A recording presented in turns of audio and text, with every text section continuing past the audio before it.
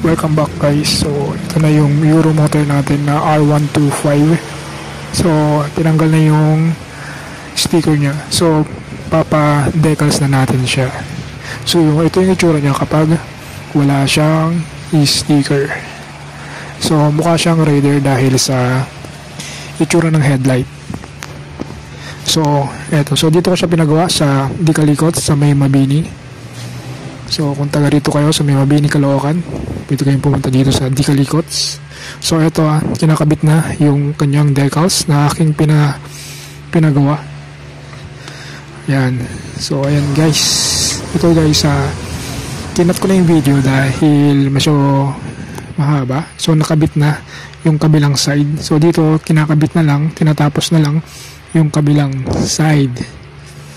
At yan, so ang motor na to ay Euro R125.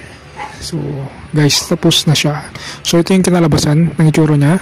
Ang ganda yan. So dito lang sa Dikalikots, Mabini. So maraming salamat sa panonood niyo.